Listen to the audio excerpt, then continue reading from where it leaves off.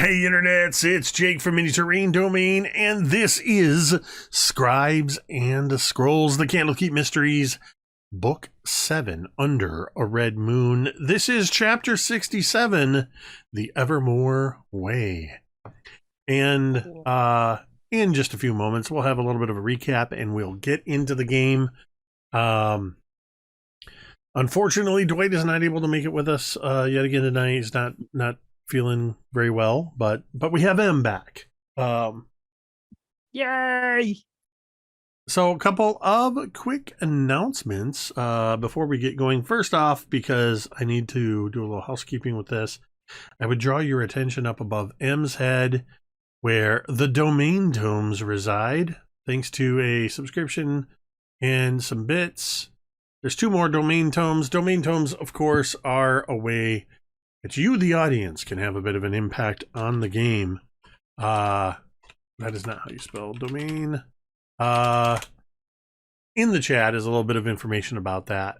But basically, by subscribing, resubscribing, gifting subs, cheering 500 bits, $5 tips, all those kind of things will earn domain tomes. They're a way that the players can alter their fate a little bit with advantage, rerolls, or making me reroll.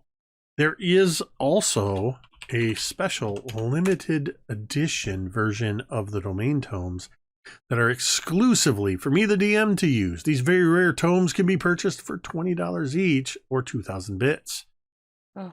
I can only have a maximum of 5. I've already spent all 5 of mine. I haven't had them in a very long time. So it's up to you, audience, if you think I deserve domain tomes. Well, that's how that happens. This is our second to the last episode of the calendar year. Next week, which is the 28th, will be the final live episode of Scribes and Scrolls. But do not fear, for your book club will be here throughout the month of December. We are already in the process of we're in the process of getting ready to start recording. To think about starting.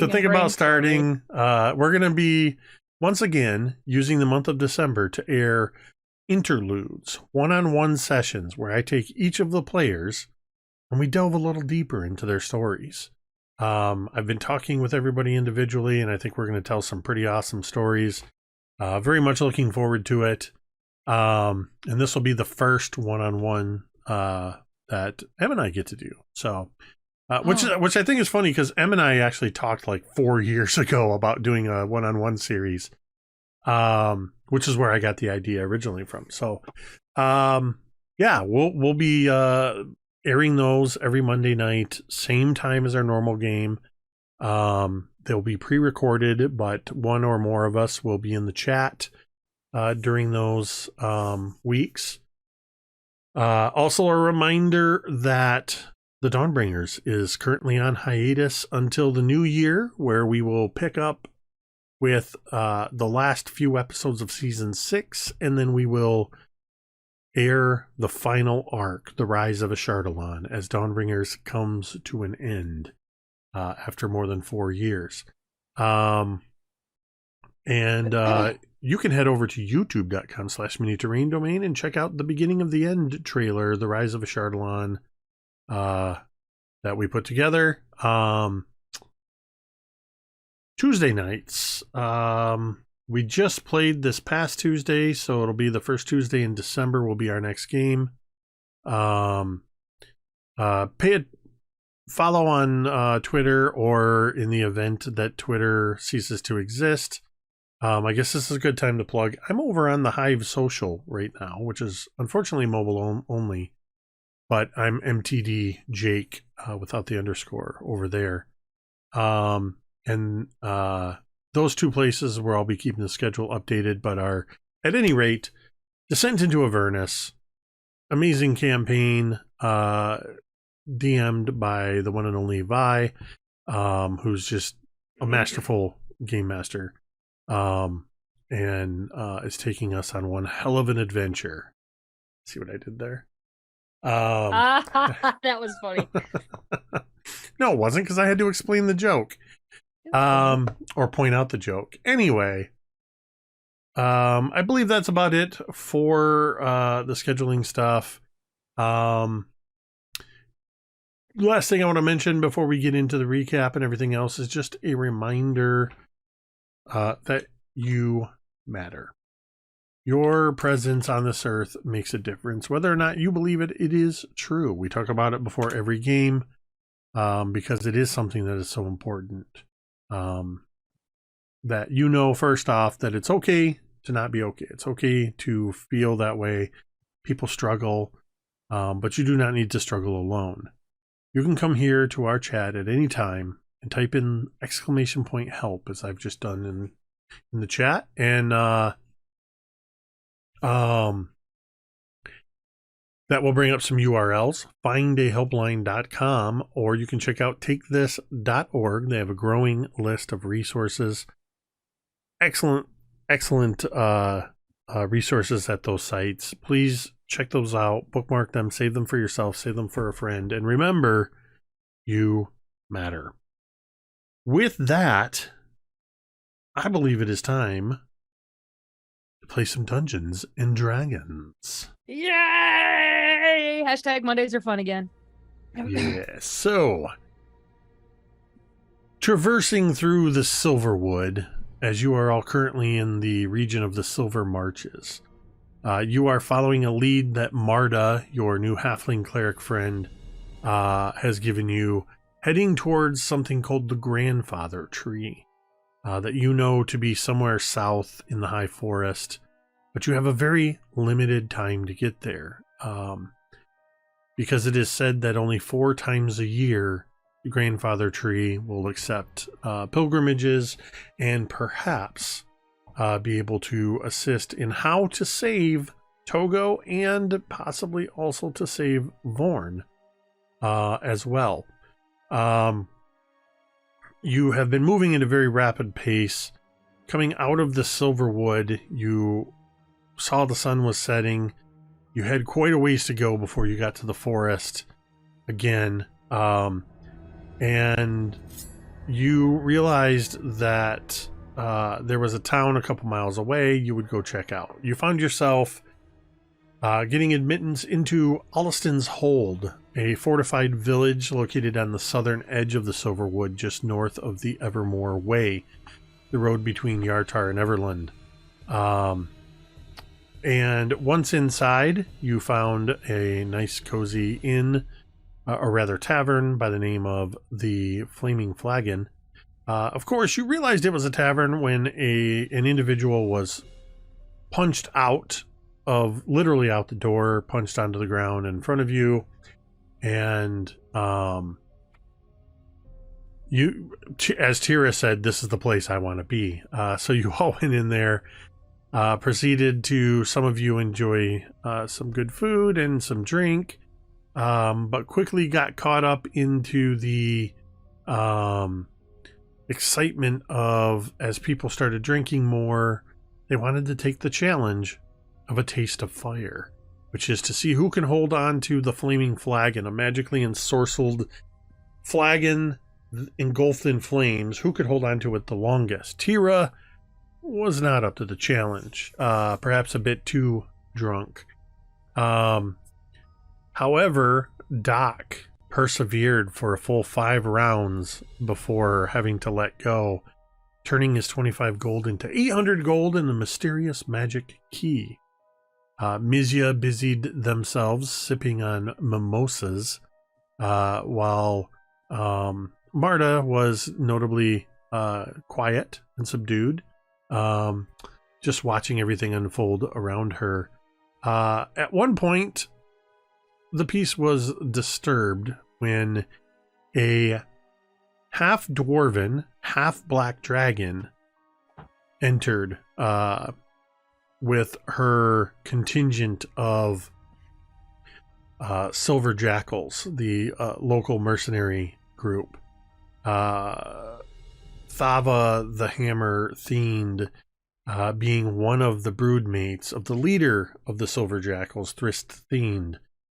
They were looking to get retribution for the man who had been punched out, who was in fact one of the mercenaries. However, the man you had met at the bar, Branix, the Goliath, had given you some information. Was also kind of standing there saying you're not gonna cause any trouble. But it was Doc who surprisingly stepped up, basically telling Thava that she was being childish, talking about kicking people's asses. And said, we are adults. We don't kick people's asses. We put them in holes in the ground so deep that their names are forgotten. And unless you want us to make your name forgotten, I suggest you leave. That was more or less verbatim what Doc said. And as Teera and Vornushka looked panicked back and forth. Surprisingly, Thava, spitting a bit of acidic saliva on the ground at your feet, turned and left, taking her posse of mercenaries with her. And that is where we left off. Now, I had said that we would sort of offline, I said that we would pick back up the next morning. However, I did want to give you all a chance. If there was anything you wanted to do or anybody you wanted to talk to this evening, you are free to do so. Or anything you want to make for plans before you head out the next morning. Did we ever decide where we're sleeping? I had mentioned offline that in Olliston's Hold there is an inn called the Headless. Well, actually, I don't think I mentioned that, but there's an inn called the Headless Troll.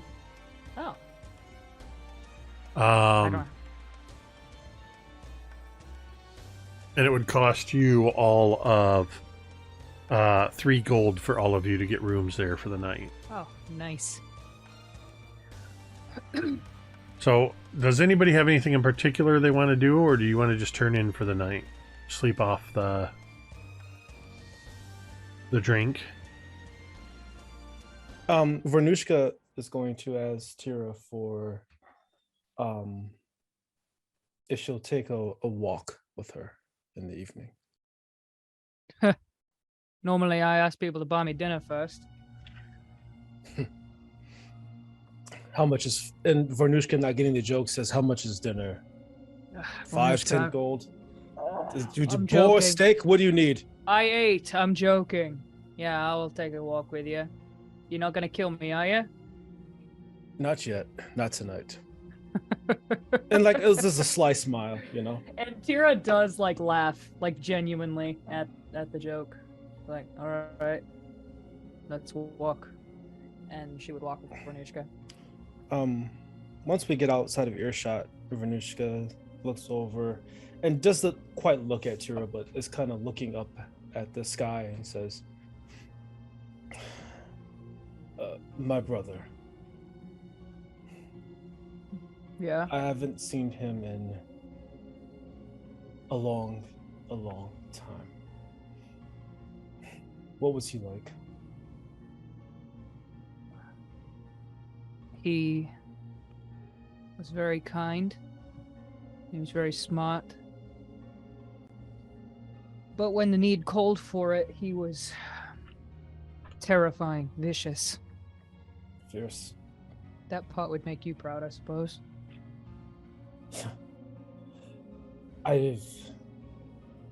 No one is allowed to speak of it in my tribe, but when I was born, I was smaller than most baby orcs and almost discarded as not being worthy. But Vaughn, he would come and I don't want to say. And Teera would kind of gesture around at there being nobody around. And she looks over and makes direct eye contact and says, he was there for me. It's part of, besides the promise I made to our mother, I couldn't kill him even if I didn't make that promise. Strong warrior, you say, though, right? Yeah, very. I bested him once or twice, but he probably wouldn't tell you that. It's probably because he liked you. You know, Vorn's been known to take a punch on the nose for a woman he likes. And Vernushka just kind of goes silent for a moment and...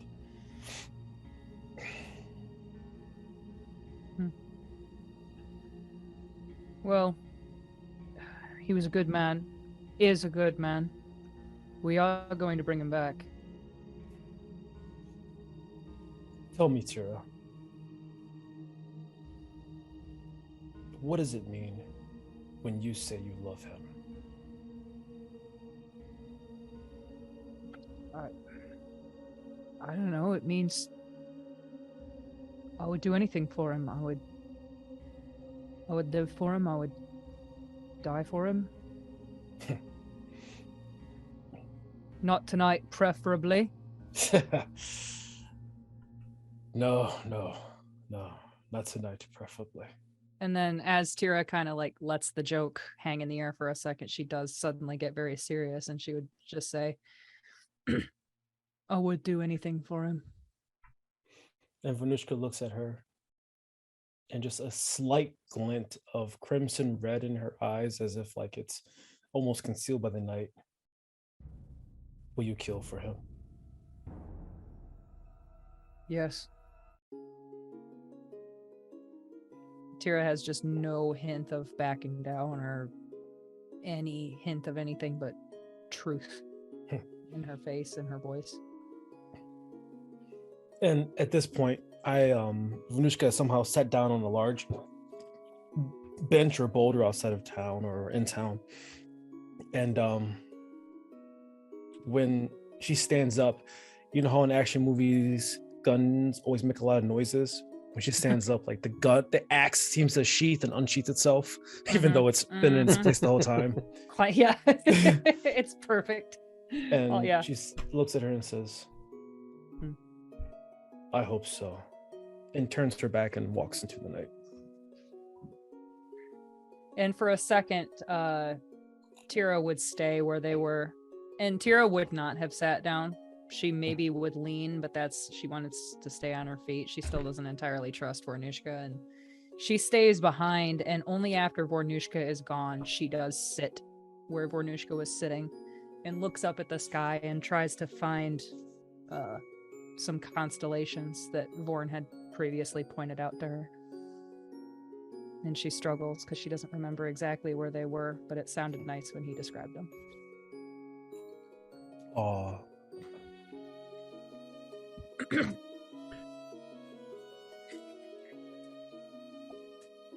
And then eventually she would go to the headless troll or whatever it was. What about Marta? After dinner and drinks and this confrontation in the tavern, would you do anything this evening? I think Marta always, whenever she can, takes a moment to go outside and just stare up at the night sky, seeing what stars she can see. And as she does so, you can see the tiny little glowing fireflies that are always around her seem to be shining in and out, bright and then dim. And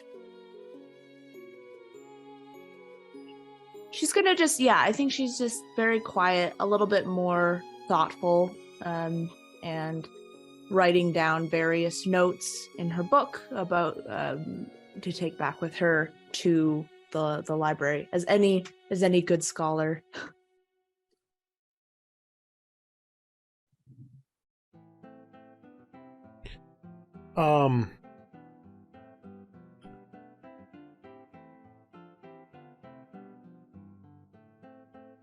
I think as you are sort of standing outside looking at the night sky, you make me a perception check, actually. This is D&D. I should have you guys roll something.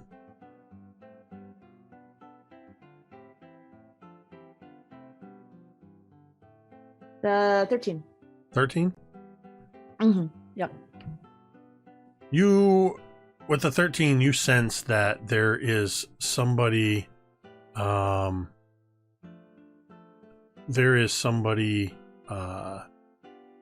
watching. You get that sense of feeling like somebody is watching you.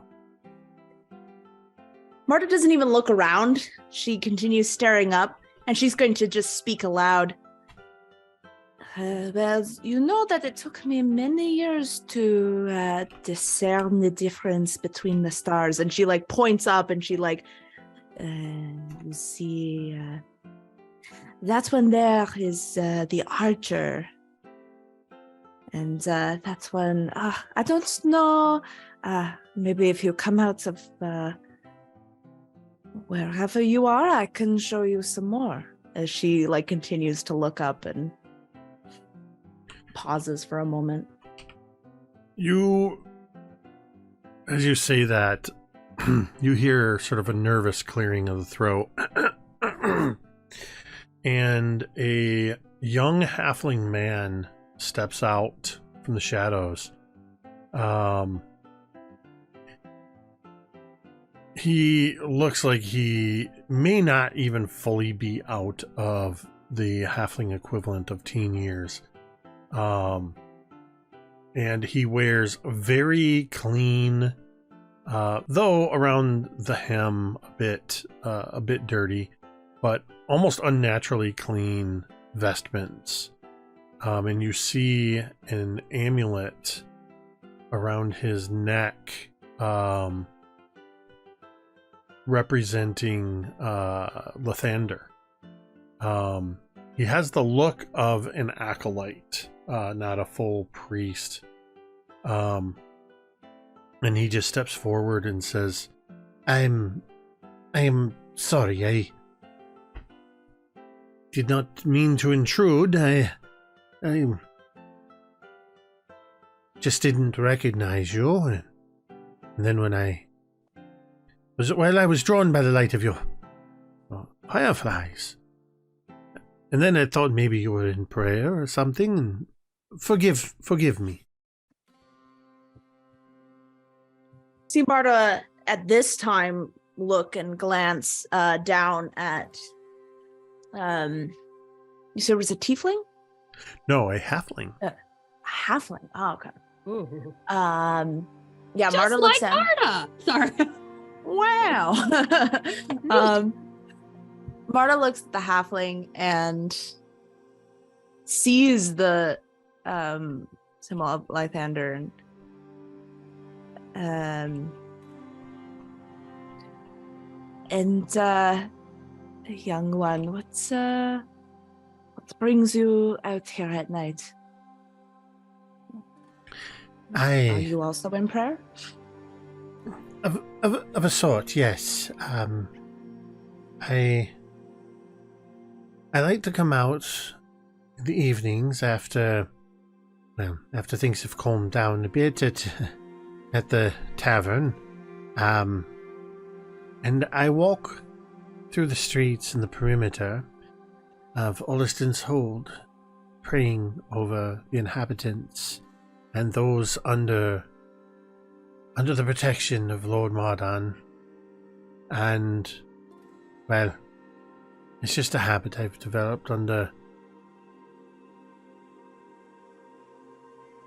Borstad, the priest of the temple.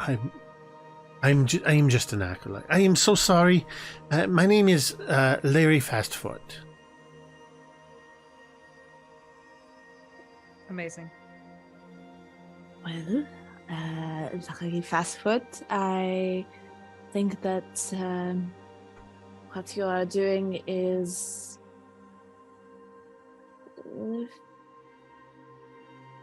It's a good habit to get into. When you get older, things get a little more frightening. So it is good to have things to do that bring you comfort and feel like you are protecting others. This is the first time that I've been left in charge of the shrine while Borstad is on pilgrimage. I've been a bit nervous, so I've been staying up later, spending more time in prayer. Admittedly, perhaps more, or just as much for myself as for the people of Holliston's Hold. But I have... Your words comfort me. Thank you. If you find yourself in need of a quiet and dedicated place for prayer or meditation, please feel free to stop by the shrine. It is a shrine dedicated to Lathander, but we have never turned away worshippers of Timora. You see there's a moment where he... Wait, did I get the right one? No, you're not Timora. Nope. See, I got confused. I said that and I'm like, that was wait M's a minute. third character. This is clearly their eighth. I have forgotten your... I've forgotten your deity. You know what? he will just say... Yeah. He will just say,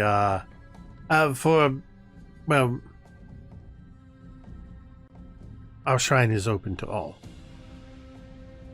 You see, Marta nod and she says, I do know Lathander very well. I have a sister who was dedicated to Lathander.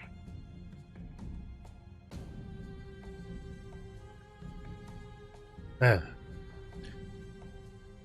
the Morning Lord, also called Inspiration's Dawn, is where I have found my solace.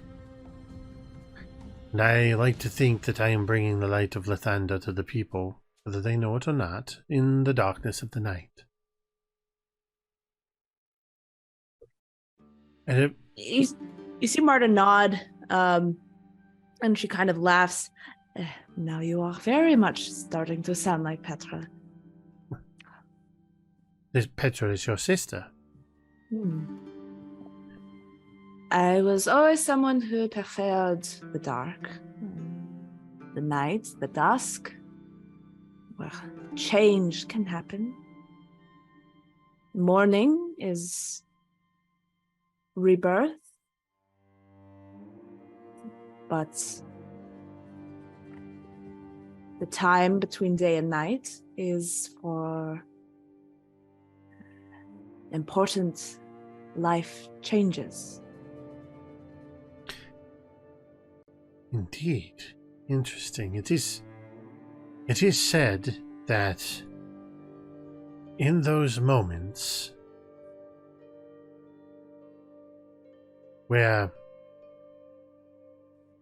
evening has come to an end and night has not fully taken hold, and again in the morning when the last tendrils of night are tracing across the sky, chased away by the rising sun, it is in those moments where night and day meet, mysterious and magical things can happen. I hope one day to see something like that, but I believe it to be true. I do apologize. I've interrupted your meditation. I just wanted to say hello and offer the shrine to you if you feel a need for it. I will leave you to your meditations. It was nice to speak with you. Marta nods, and as she looks up at the night sky, she says, I want you to remember your thoughts here, the acceptance of both the light, the morning, and the night, for both cannot exist without the other.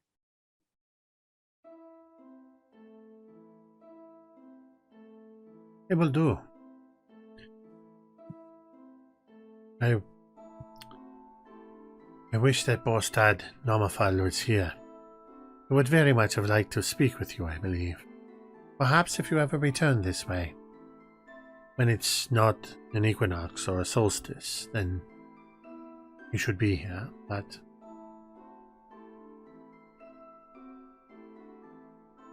Good night. Marta just nods, still looking up at the sky, just thoughtfully.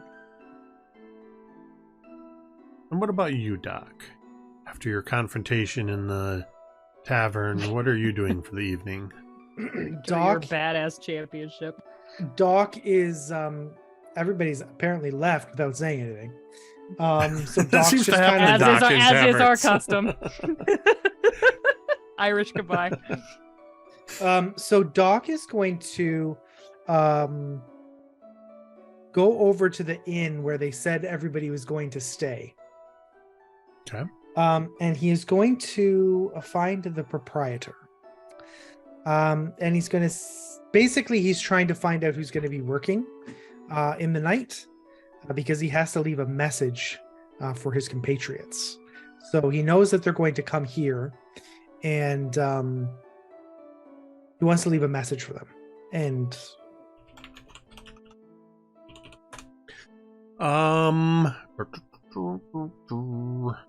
one second. Of course, it's not showing up.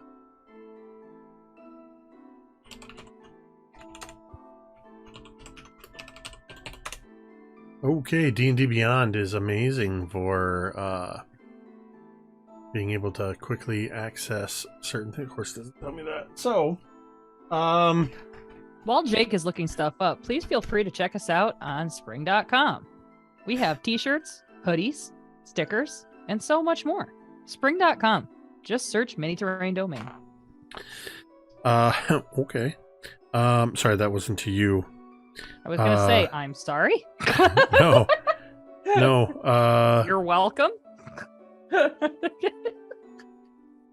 wow. Okay, so you head up to the front desk, and there is there's a very tired looking human man. He has a very thick 5 o'clock shadow, a very big handlebar mustache, a little bit of unkempt hair. He's got his sort of linen shirt, the sleeves rolled up, and he looks like he was, in fact, as you come in, he looks like he was just sitting down behind the counter with a book. And as you come in, he just goes, sets the book down. You see a steaming cup of probably tea or something next to him. And he walks forward. There's something I could do for you. Yes. Right, what would that be?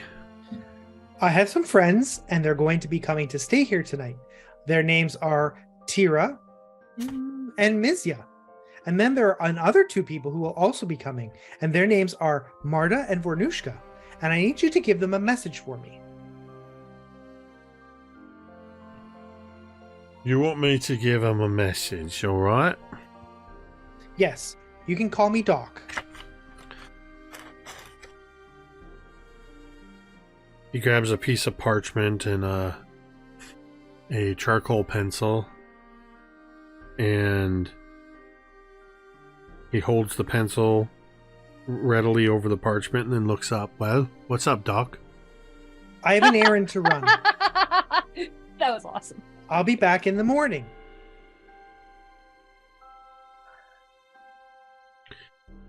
All right. Is that it? Yep. And Doc is going to slide forward a silver piece. Thank you. Light. All right. I will give them And- this message. And Doc is just going to exit. And he's gonna, as he exits, he's actually gonna glance to the left and the right. He's gonna see if he sees anybody that he recognizes. Perception check. I'm great at these. So perceptive, yeah. 5. Streets are pretty quiet. Okay. You see Um, a few random fireflies flitting around, but nope. Okay. Doc is going to try and avoid the fireflies. He's going to turn behind the inn, and he's gonna like take an alleyway into sort of a dark corner of the town. Okay. And when he gets there, he's gonna sort of like glance down all the alleyways, and he's gonna be making sure that there isn't anybody around. And he's gonna touch himself, and he's gonna say, "You can do it." And I'm gonna make an investigation check just to make sure I didn't miss anybody hiding in a corner. Can't have that. So that would be 31.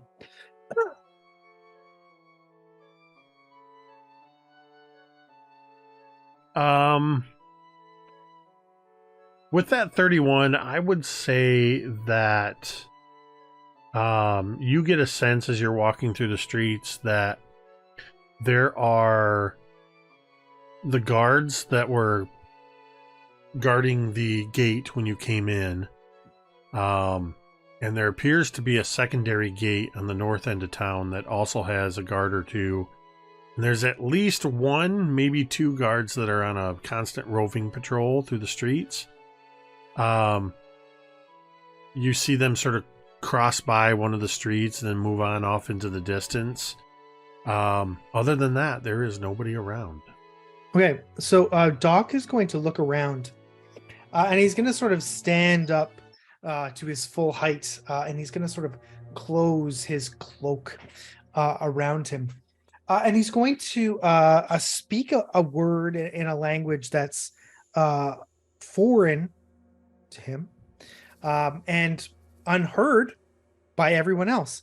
And slowly he's going to begin to fade from view, almost like there was a paint can that was covering him, and slowly he's going to drift into invisibility, something. So the paint sort of drips down his entire body until he disappears, and then he's going to glance to the left, and he's going to glance to the right, and he's going to sort of put one hand on his hip, and Serve. he sees that it's really a place of devoid of life, and without really seeing anyone in particular, he's going to say, "Okay, you called me, I'm here." And then that's all he has to say, and he'll appear in the morning.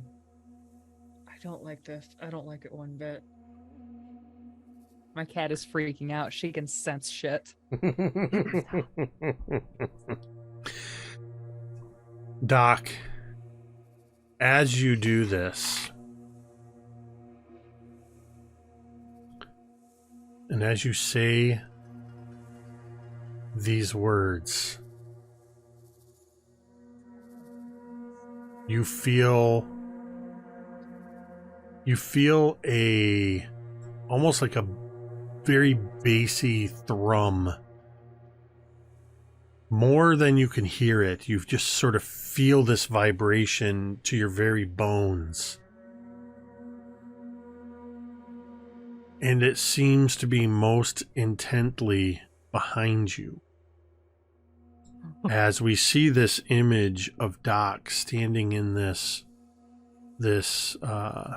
sort of null environment, seeming that the only light that is to be seen is Doc's pale skin, white lab coat, points of light reflecting in your eyes as a shadow falls over you. Something looms behind you. We'll see what that is some other time. No!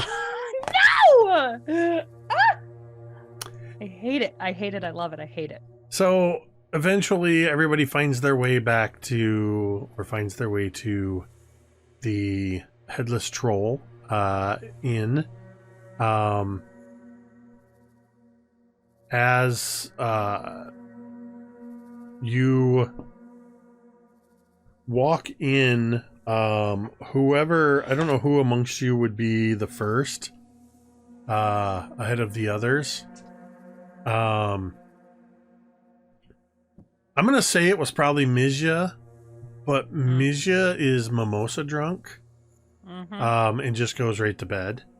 Yeah. I don't know. I'm gonna have the other three of you roll. Go ahead and just roll an initiative. This is just to see who gets there first. 13. Oh, wait. I get advantage on initiatives. 13. 19. A 7. Verushka got lost. Marta, as you come in eventually to the tavern, you see this same man that I described to Doc. Kind of looks up, sets a book aside, and excuse me, are you Ms. Teera? I think that's what this says. Or Mardushka?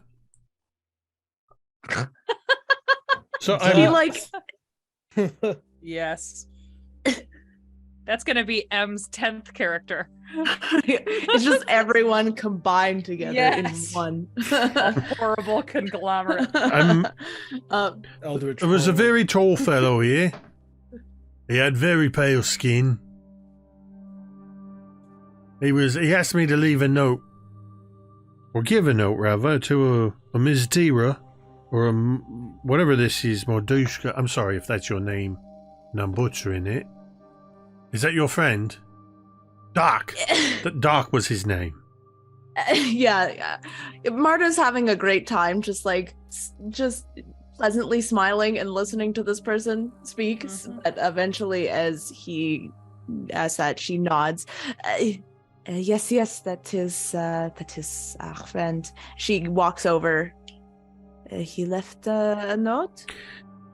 He said to let you know he has an errand to run. They'll be back in the morning.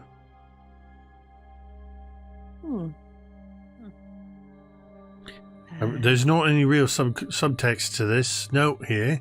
Seems pretty straightforward, but if you're one of his friends, then yeah. And he slides the parchment over to you. Note delivered. Marta And- nods, takes the note. So for everybody that is staying in the inn, it'll end up costing you a gold piece per room. Eventually Teera and Vornushka, you make your way back. So unless anybody has any last minute things they want to do, we'll cut to an exterior establishing shot of the moon traversing across the sky and then the sun Time-lapse. rising. And it is rising on the day of the summer solstice, correct? Incorrect. It's Day one day before? out from the summer solstice. So Okay. I prematurely changed the date. It's okay. It was sorry. That got me.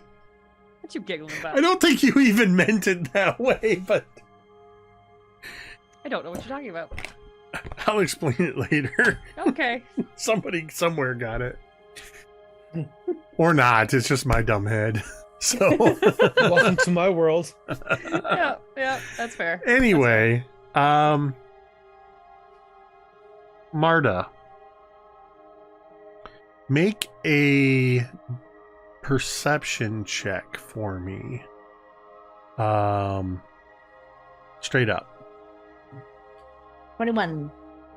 Okay, now I want you to make Wow. a wisdom saving throw at advantage. Oh Or no. nar. Oh no. 17. Hey, damn. Marta, as you are sleeping Oh. in the middle of the night, you actually find sleep comes very quickly to you, and you're having a very restful sleep. However, there is a moment in the darkest of the night. It's that feeling that something has just woken you up, and you're not sure what it is. With that perception check that you had, you do have this sort of echoing memory of hearing your name, Marta, sort of whispered, but whispered loudly. It's Petra's voice. Oh. And your eyes snap awake. Ooh. What is your immediate thought as this happens? Yeah, I imagine that immediately Marta is looking for the face of her sister, which is a face very, very similar to her own. I don't think she even like cognitively thinks of where she is or what's going on, or you know, the fact that this is impossible for her to see her sister as far as she knows, but she opens her eyes and immediately tries to see for that face.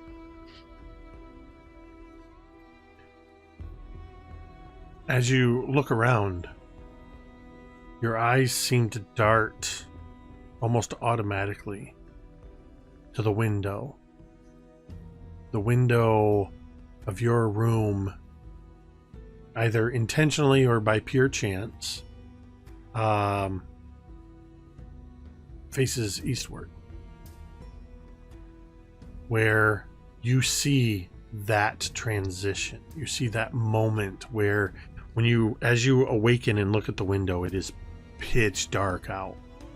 And then you see in the window a very thin sliver of orangish pinkish light that begins to slowly start to brighten the sky as you cross over that transition from night into morning. The sun begins to rise. Oh my god, that's And the sound of your voice or your sister's voice calling your name, is already starting to feel like it was just a dream. It's starting to fade very quickly. And you're even now realizing possibly the foolishness of believing that you actually heard your sister's voice. You know that's impossible. Highly improbable. Yeah. And go ahead. I would imagine that as Marta looks out, like she feels this overwhelming sense of sadness, and I think even some tears would slip from her eyes, rolling down her cheeks as she feels the fleetingness of the comfort of dark and dusk into the warmth of the morning, which should bring happiness, but doesn't for her this time.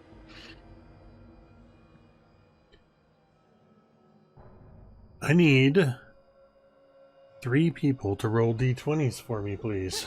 not it. Got it. Nope, too late. It's all the rest of you. Oh, no. I said got it, as in I'm Oh, going to okay. do it. 2. Okay. 14. Okay. Sorry.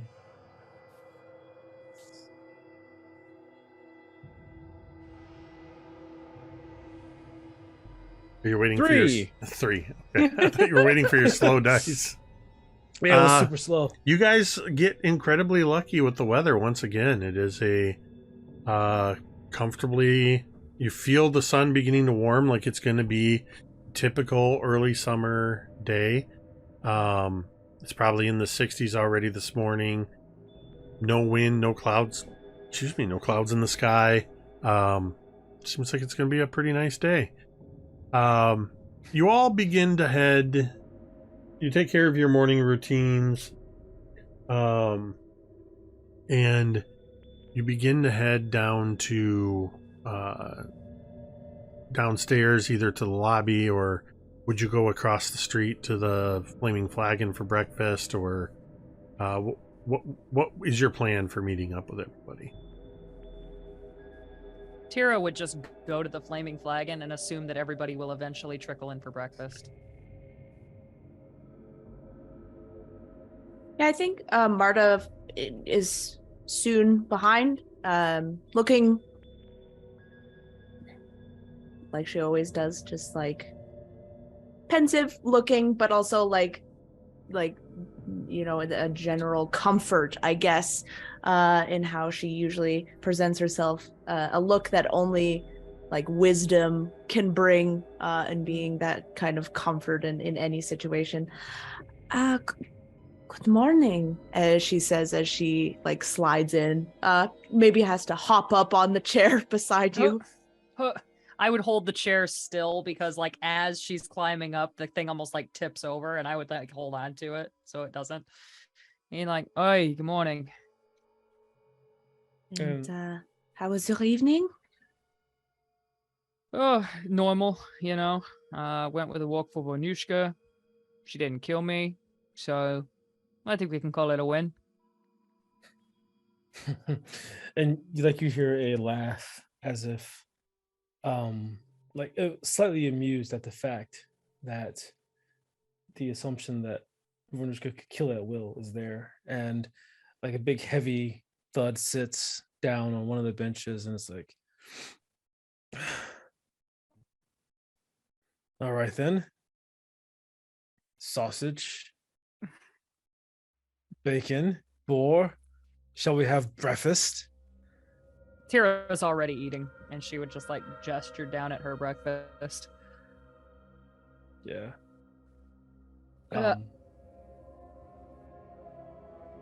Feel free. The eggs are good. I don't know if you're much of an egg gal. I'm an everything gal, and she kind of like just grabs. Is it a pot of eggs? Is it like a bowl of eggs? Your What's the breakfast, which This is half a dozen scrambled eggs. your breakfast is, there's only one person here that is going to get what I mean when I say this, and I know at least one person in chat. This is a shakarba breakfast, which is a wonderful Greasy Spoon diner in downtown Tacoma, Washington. This is it is a plate full of like hashed potatoes and sausage and bacon and ham and eggs. There's peppers and onions. There's a side plate with like a stack of 3 flapjacks. Oh my god! All of this for a mere 6 silver pieces. What a deal! And sorry, I got signed out of my PDF reader. Vernushka goes to begin to. She outreaches her hand like she's gonna just grab the eggs with her paw, and she looks at the table and she goes, right, and pulls back her paw and pulls out like a small hatchet out of her back, and then scoops like a whole ladle full of oh my god, whatever it is onto the plate, and then. So it's basically it's a platter. It's like this is a meal for you. So you're like pulling your hatchet out to start like that's your way of eating. Well, that's my way of eating eating in polite company, I should say. Right. Because not wanting to use Using her a hands. utensil of some sort. Yeah, like just not grabbing it. That's awesome. That's awesome. So Quick question, if I can. Did Marta share the note with us as we trickled into the inn, the note from Doc? Oh yeah, I think Marta would have. Okay. Teera would look around. Is Doc there yet or no? Doc is not there yet. I'm going to get to Doc Teera in would- just a moment, but go ahead. Oh, after they just are kind of chilling out and eating for a little bit, be like, has anybody heard from Doc yet this morning? He said he was going to be back in the morning, right? And she looks over at Marta. Yeah, Marta shrugs.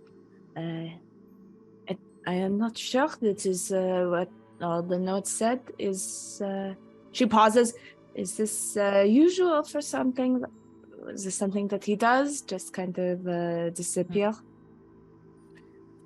Teera shakes her head and she would just say, I don't know, Doc, he kind of does his own thing, and he's not averse to any nighttime excursions, but he is, if nothing else, punctual, and he knows we're in a hurry. We'll give him a couple more, we'll give him another 15 minutes or so, and then I think we should go look for him. Only because I know Cari in particular will care about this. Is it something about math or spelling? It's about beer. Math and spelling. Hey, I do care about this. Go on. You are served a pitcher of Vinter, which is a smooth pale beer brewed for a light sweet flavor. You can also get a slight earthy taste that comes from the cocoa beans that it is shipped with. Nitro. This actually, Teera, I think you would actually be familiar with this because this is regional to the Silver Marches. It is a common breakfast beer. So There's when such thing as breakfast beer. when they bring this, Teera would look at the color and kind of be curious, and then she would pour herself some and taste it, and she would kind of try to keep it to herself, but you guys would notice like a warmth and a happiness in Tira's expression that looks like nostalgia. I immediately pictured when you said that when you, this is what I pictured. You take a drink. Mm-hmm. It's like, yes, that sort of yes. settling into your chair a little bit. Like, this is something I have not tasted in a long time. And then she would like bring it up to her nose and smell it, and then she would take another sip, and then she would just kind of like put it down and realize she's kind of gotten lost in this moment, and she wouldn't say anything to anybody, but her dad used to drink this with breakfast, and when she was probably too young to be drinking it, she has taken a sip or two. Doc, you eventually find your way towards the flaming flagon once again. As you approach, you see outside the flaming flagon, Branix, the Goliath manager of the tavern, is talking to a very distraught looking woman. She is about, looks to be in her mid 30s. And she, as she's talking, you're too far away to quite pick up on what's being said, but you see from the body language that she's almost pleading with Branix for something, and she sort of grabs his forearm, and as she's saying something to him, you see Branix immediately sort of stand a little more upright and starts to look around as he sort of points over to somewhere that you can't see, and then he gives a whistle. And about this time, you're getting close enough that you can hear, you can actually hear the woman saying, please, Branix, you've got to help. I don't know what they'll do to him. Okay. What, if anything, do you do? What? What, if anything, do you do? That's what Doc will do. He will say, "What?" Just to the air? the- You said I was close enough to hear them. If I'm close enough to hear them, they're close enough to hear me. Well, yeah. not Okay. not what's happening now. What do you need? Just what? Actually, so with that, Branix kind of looks at you and almost starts to just look away, like just dismissive. And then he actually does sort of a double take and looks back at you and he goes, I might need your help. Oh God. Okay. That's where we're going to take a break. We can't. We're busy. We have errands. Okay. Time-sensitive errands. I know, nothing like getting side quests when you're right in the midst of a very time-sensitive thing. You've got roughly 36 hours to get where you need to go. And it's going to take you roughly 32 hours to get where you need to go. Oh my God. It's like getting attacked by bandits in Skyrim when you have like an escort person with you that you have to like keep alive. Not when I play that music- Skyrim. Anybody that that joins music my kicks party in. dies. Jeez. It's, Okay. it just happens. Ask Tamiko. Okay. Anyway, we're going to go ahead and take about a 10-minute break, depending on Ricky. Just kidding. Yeah, no, it's How facts. dare you? How dare you? No, I am what I am. we're gonna take a break. We'll see you in about 10 minutes. Stick around. So, Doc, Branix has just looked at you and said, I might need your help. I'm not saying you're responsible for this, but you were kind of involved last night.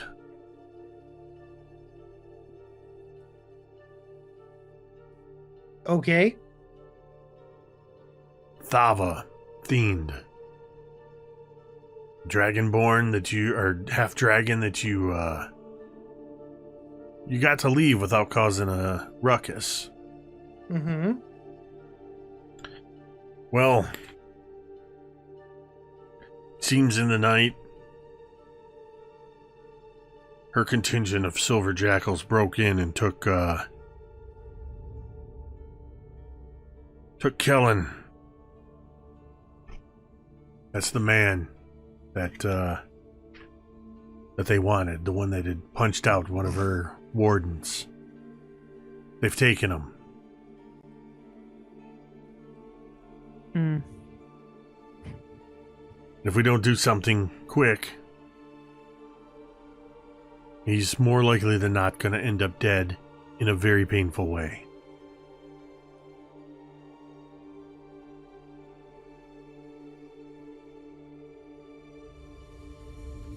Okay. Where are they now? We're not entirely sure. They would have been outside of town. If they came in the last couple of hours, they could be... Well, they could be anywhere. But I have a feeling, from what I know about Thava, it's going to be close to the road, and it's going to be somewhere very visible. She's going to want to make a spectacle of this. Ooh.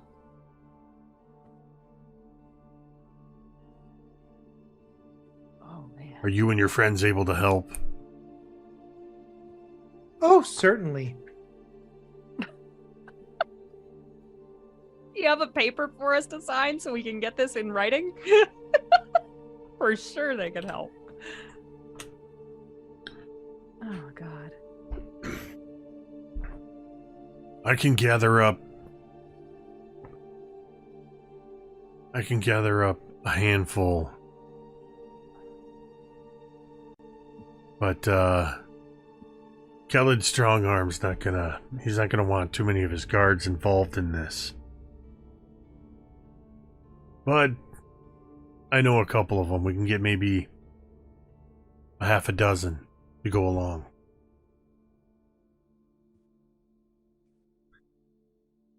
You and your companions have horses.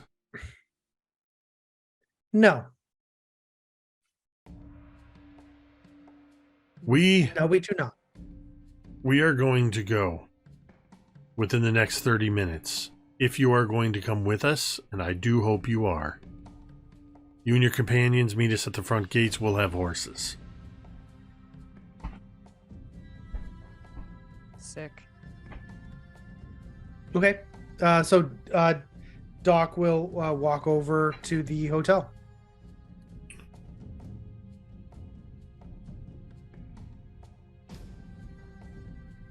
All right. You mean the inn or the tavern where everybody is? Oh, everybody's at the tavern? I thought they were at the inn. No, they left. hard- The no. inn is just an inn. It's not a tavern or not a restaurant, not a bar. It's just a place to sleep. So everybody went across the street to the tavern. Okay. So Doc, sure, we'll go over. We'll go over to. We'll go over to the place. And as soon as he busts in the doors, be like, Doc, we were getting worried about you. What was your mysterious errand in the night, eh? Oh, you know. No, I don't. That's why I asked. Okay. You mysterious fucker. And then she takes another drink of this Vinter. And she just kind of keeps just enjoying her breakfast. Vernushka is like doing her very best with her hatchet and her machete / cutting knife, like just trying to be civil and scooping up eggs with the hatchet and then, you know, stabbing a sausage with the machete and chewing with the mouthful. She goes, are we making our way to the wishing tree to bring our gifts of the seasons to try to make a wish, or are we doing something else? We still ain't got one for fall, I will point out.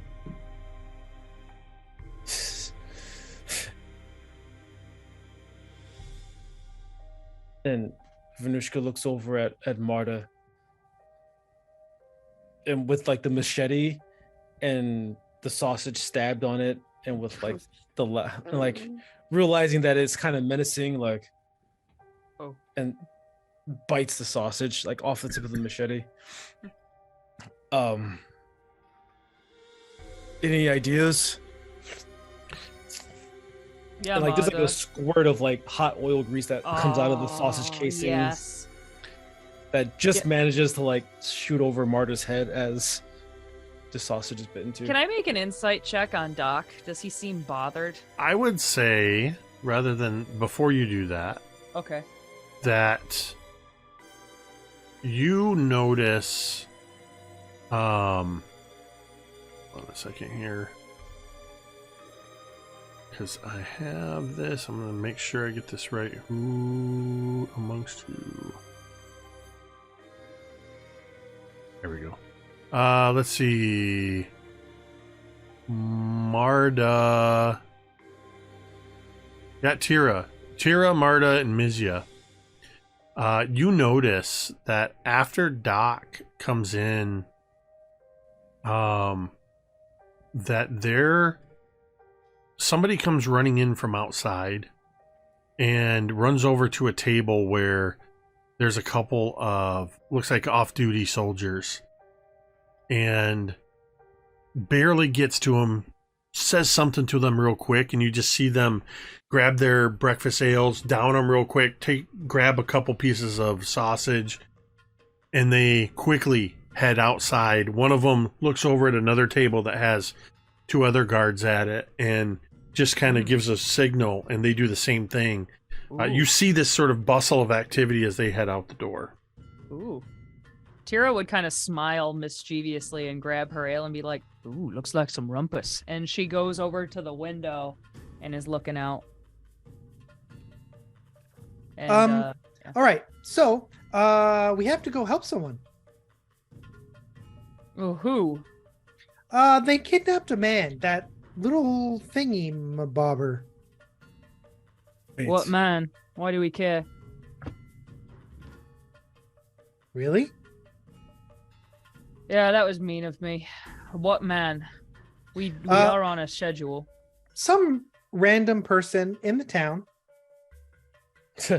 People get kidnapped every day.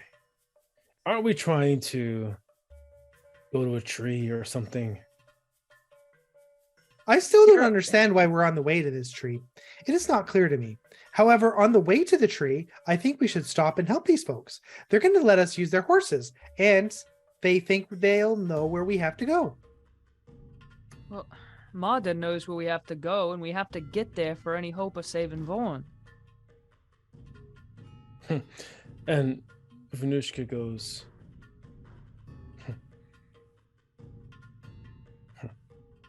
and she thinks to herself, a tree is but one way to save my brother. Yes, Well- if this is the best way of saving Vaughn, why should we go help some stranger? Please, I mean, tell. Convince I s- me of why. I don't need to convince you. I'm going one way or the other. But I guess my question is that nobody seemed to think through is great. This tree guy can bring Vorn back to life, but his corpse is still in the control of Shadowheart, who ostensibly is our enemy. So this genius plan we're undertaking brings Vorn back to life, and yet brings him back to life in the clutches of this enemy. I don't it's think anybody thought this plan through. But it's one step out of two to be completed. Tyra what would if- su- Oh, what go if- ahead, go ahead. What? Okay, one step out of two, sure. But it wasn't very hard for Ravonna Shadowheart to kill Vorn the last time. So we're going to bring him back to life using Grandfather Tree's seeds. And then she's just going to kill him again. We don't know Yes. that for sure. We can also talk to him about the getting born back to us as well. Wait a minute, this tall, pale one has a point. Why are we going to this tree at all? And what makes us think that we have enough to even satisfy its requirements?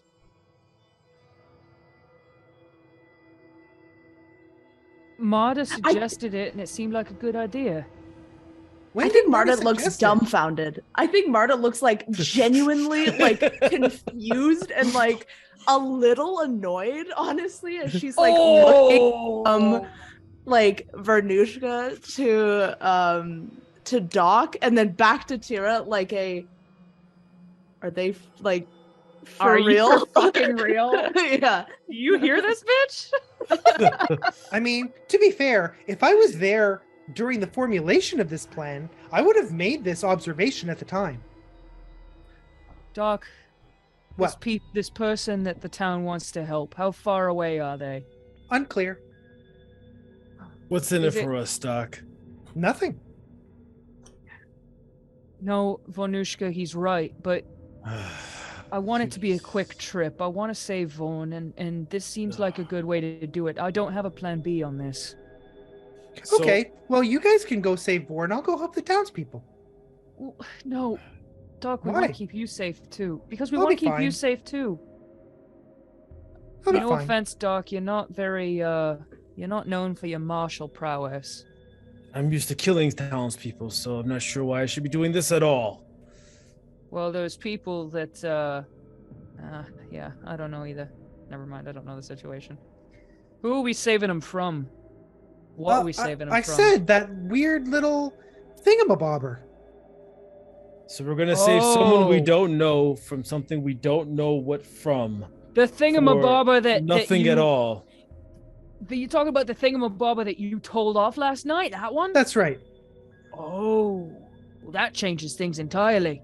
I've wanted to beat her ass since that happened. I think we should go. Was a thingamabobber. That half dragon, half dwarf thing. It spit acid. You remember?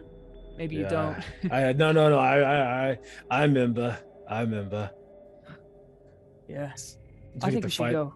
We get to fight it. Seems like it. Yeah, Doc, I think we we get should. to fight it. Oh, certainly. Yeah. Fuck her. I'm, We should. yeah, yeah. Fuck, I never believed in the tree anyway. I'm Marta, it can't take us very long. I don't know where they are, but you think if they're far away, can we borrow horses? You think? Think they'll let us Is borrow it- horses, Doc? Yes. Nice. we can get back in time with some pine cones and some autumn leaves and make a wish on the tree for Vaughn and Yeah, see if that that's a works or good point. whatever. We don't have a thing for autumn yet. Maybe we'll find something out on the road. Yeah, yeah. And Voronushka's gonna look at Teera. I'm starting to see why he liked you. But Okay. you still stink. Yeah, go fuck yourself. Marta, you Yeah. think we can get out there and get back to the grandfather tree in time? Ooh, you better stab quickly, she says. As You do know, based on the amount of time that it's going to take you to get there, the time of day it is, that if you left now, at the pace you'd been traveling, without any further complications, you would have at most 6 to 8 hours to get to the tree, to convince the dryads to let you through, all that. But you I can also run. know that if you have horses, you can get there in 2/3 of the time that it would take you on foot and Oh. not risk exhaustion. Yeah. So with the 3-4 inclusion of horses, you can afford a detour of a couple hours, Oh, Yeah. Do we have horses? assuming you survive. Well, Doc said we could probably borrow some. Well, no time like the present, and Teera downs her drink as well. And looks over and is like, Mizya, are you in?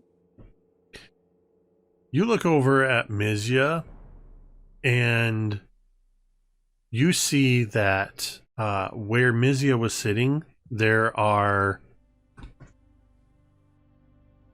3 empty mimosas, and you see that Mizya is already fastening their travel cloak and tightening their straps, and looks over and says, "Well, Doc, what are we waiting for?" I'm already on my way. Teera cracks her I guess knuckles and Mizya would stands say, up. "Well, Doctor, what are we waiting for?" And Vanushka looks down at Marta and says, "Don't worry. I still believe in your plan." That makes 2 of us. Marta Wait, just like no, sighs. I don't. like exasperated. Incredible. Yep. Incredible. Like points on with her stick. So, And go ahead. no, I'm just gonna be disgusting and grab the rest of the sausages or whatever's left in the tray. As they leave, Doc is he's gonna be fiddling with his cloak. And sort of oddly fixated on it. And he's gonna go out to the gate. I would walk with Doc. He knows where we're going. You all arrive to the dock, and in typical Red Dead Redemption or Skyrim fashion, you see that there are a group of people already engaged in a conversation. And as if on cue, as you start walking up, you see from the gate somebody, a woman, the gate's opened up and a woman comes in on horseback, kind of reins the horse in, and you can see the horse is panting a little bit. She was riding hard as she kind of pulls in, and you just hear this sort of pawing at the ground, and Branix reaches up and grabs hold and says, well, what did you find? They're not that far. With the whole group, it's maybe 45 minutes up the road. They are on the road. And from what I can tell, I think they are waiting for somebody to come. Oh. They've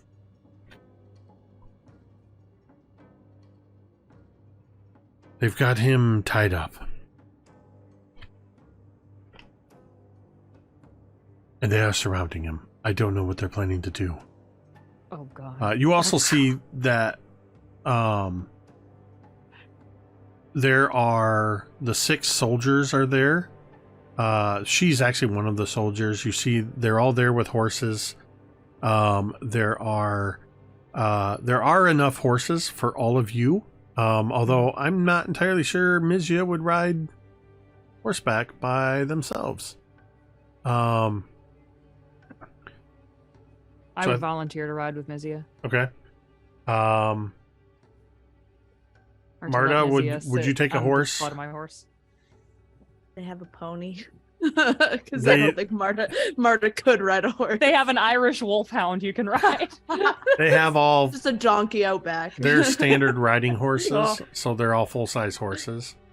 Yeah, okay. Marta would have to ride with someone because I don't think she could even reach the stirrups. Can't get the stirrups.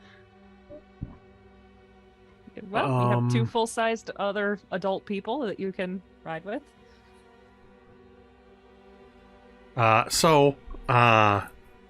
Brannick says, we need to get going quickly.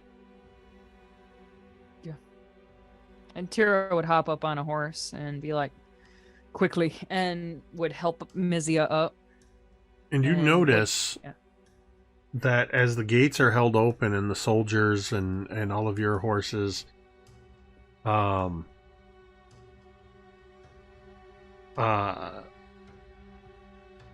of your horses are brought in. You guys are all put on horseback. You notice that several of the townsfolk have come out to just sort of watch. And you even see outside that there's some of the farmers and other civilians under the protection of the town that are expectantly watching, waiting to see. Word travels fast. Something's going on. And we sort of cut to this exterior shot with the camera low as horses go flying past, kicking up sod, with Brannick's in the lead. I'm not going to make you roll any kind of riding checks or anything. You're all riding in a group. But I would like, as you start approaching, after about 30 or 40 minutes, I would like everybody to make perception checks, please. Awesome. Hey. Ooh, I got a 21. 23. I also got a 23. I'm twinning. Woo. 21, 23, 23. What you got, Vernushka? 21. Wow. Whoa, 21s and 23s. 2 pair. Unfortunately, Mizya is at disadvantage because of the sun. Shit. Mizya is holding on with their face buried in your back, Teera, or if you have them in front of you, No. their face is down. Whatever. That was a natural 1. Mizya can't see anything. However, the rest of you, as you begin to approach, you see where the path from Ollison's Hold leads towards what looks like a little more developed road. The road that you've been told about, called the Evermoor Way. And you see that there is a gathering of about 10 or so people on horseback or with horses. Not all of them are on horseback. And you recognize them as the people that came in, the soldiers that came in last night, the mercenaries. You see that as you approach, they seem to all sort of turn. Somebody spotted you coming and alerted them. and they're arranged in almost they're arranged in a very deliberate way, in which they're like ready to receive you. They're sort of fanned out, where there is, it looks like somebody's taken like a pine tree and cut all the branches off and stuck it in the ground, and about 15 feet up you can see this man Kellen is tied to this tree with his arms behind, and as you get closer you can already see that there are arrows or crossbow bolts sticking out of his legs and his shoulder. He's bleeding from his face. He's been beaten pretty severely, but he does seem to still be alive. And on horseback, sort of standing at the forefront of all of this, is Thava Themed, the half dwarven, half black dragon warlord, or broodmate commander.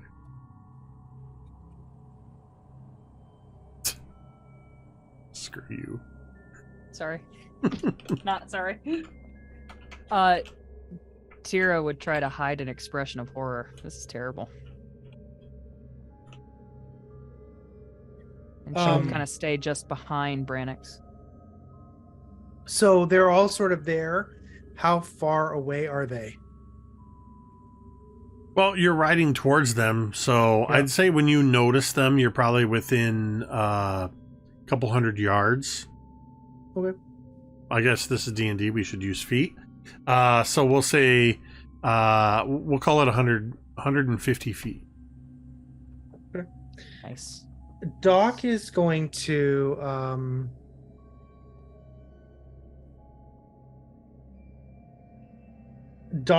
is there anything on the road? Have they laid any traps that Doc is able to see? Make an investigation check at disadvantage because you're cruising along on horseback. Sure. Hmm. Oh. 20. You'd see zero signs of any kind of traps. They look like they're waiting for you in a way that isn't like they're trying to lead you into any kind of covert traps. These are the kind of mercenaries that they want to face you. Okay. Oh God. Or they Evolution. want you to see what they're about to do, that kind of a thing. So Doc is going to charge his horse forward. And Oh my god. as he gets to about 80 feet away, something begins to happen. He begins to shift. He begins to shift in his seat, and it's almost like his bones are like cracking, and he shrinks. He shrinks about a foot, and his cloak is now sort of hanging off of him. And as he's charging forward, he is going to shout, "You should have listened to me!" And he's going to shoot at the half dragon with a hand crossbow. So that is going to God. trigger a roll for initiative. I'd say so.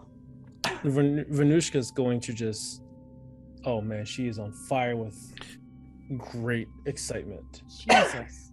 I get to roll with advantage on initiative now, Yeah, and I great. still only got an F and 14. All right, hold on a second, and I got a roll for Mizya. Mizya got a dirty 20. Jesus. So Uh, glad they get to go first. let's see. Here we got a tome. Teera, you got a what? 14. 14. Doc, you got a 2. Renushka, you got a 5. Marta, what'd you get? 6. 6. Marta's like, what the heck is going on?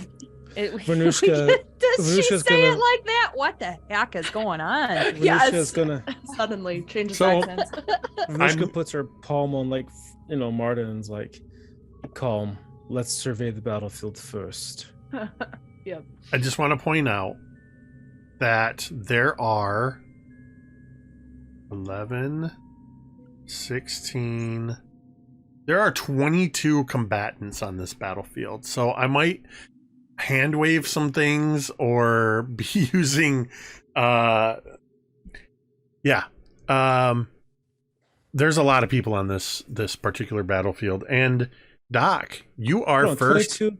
in the initiative order. Sorry, Jake. 22, including the Jesus players? crumps! Doc is going to he is going to shoot at the half dragon. He's using a hand crossbow, and at this range doesn't seem to be taking any issues with it. So he is going to be charging his force as he's going to be charging his horse as fast as he can, and he's aiming at the thing, and he is just repeatedly shouting at the top of his lungs, "You should have listened to me. You should have listened to me. You should have listened to me." Does it sound like Doc's normal voice? It doesn't. How is it different? Higher It's- pitched? Deeper. Deeper. All right, so go ahead and Does a 20 hit? a 20 does hit. Sorry, but first, before that, there seems to be like a magic circle targeting computer that appears over this creature. Stay on target. So Stay on the target. first hit is 20 points of damage. Okay. The second attack is that is a crit. Okay. Doc is about to wreck some shit, too. So remind me how crits work. So first and foremost, that is max damage On all the dice that I'm about to on roll. all the dice you're about to roll, Okay. including modifiers. Yep. Then you roll all of those dice Got it. Okay. and add to that.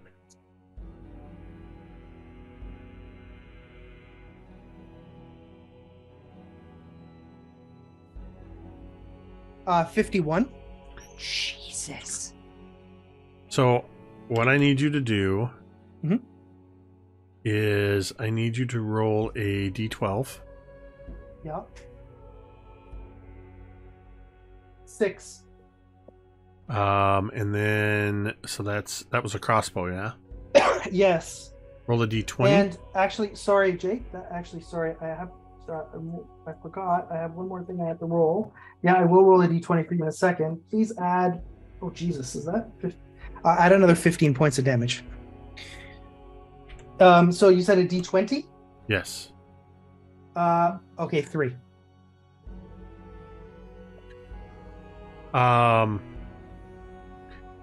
This critical hit. So you say all of this charging forward, and you fire the first shot, and it seems to find a home in between the plates of her armor. This second shot slams into her shoulder, sends her flying backwards, head over heels, off of her horse. And she falls head over heels backwards about 10 feet and is now prone on the ground. This is like straight up action movie Western. You hit her and she just goes like knocked back off her horse. Nice. Anything else? Is she? But she is still alive. Yes. Okay.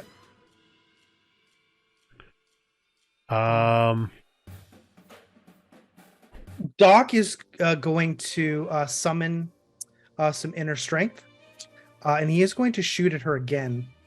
But I would like to use a tome because I'm now rolling with disadvantage, I think. You are a monster. Yeah, because you're shooting ranged at a prone target. Mm-hmm. So I'll just cancel out the disadvantage. Okay. What is that? It's only a 16. Oh wait, except hang on. 16 plus 18 total. That is going to hit. Oh my I think Doc is at 66 damage right now. And For those of you keeping track. just to add insult to injury, Doc is trying to disarm her as well. So may I have a strength saving throw, please? Oh my god. She never even had a chance to draw a weapon yet. She's not holding a Perfect. weapon. She's Perfect. doing Well, this, and you're gonna crossbow bolt her right in the palm, aren't you? Yes, I am.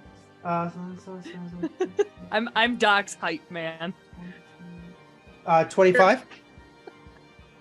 25 damage? Yep. Okay. Jesus. You fire this crossbow bolt, and it seems to, as she's just kind of laying there and almost like trying to push up off the ground, the crossbow bolt, it almost looks like it hits the ground and skips up into her shoulder or clavicle area, and you see her just sort of flip over, lying on her back, not moving. Oh my god, you killed her. It's over. Does it? She had a lieutenant that she was talking to at the bar. Is he there that Doc can see? Yeah, absolutely. Doc is going to shoot at her. So the one that was at the bar that you may be thinking of, I want to clarify, because there was sort of a lieutenant type figure, but there was also the female priest. So I just want to clarify which one you're talking about. The one that was I'll in the hit the purple priest. robes. I'll hit Because the it's priest. either one. I just want to know which one you're targeting. The purple robes, sure. It's nice to have a menu. What is this roll? Okay, that's a 19. I'm assuming that's going to hit 26.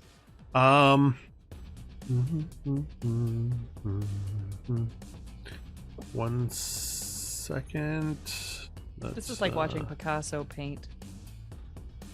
Paint and blood. My god. Sorry, 26. Yeah, that's a hit. Okay. All right. I don't know if they have a weapon out, but Doc is trying to disarm him anyway. They have a mace in their hand. Great. May I have a strength saving throw?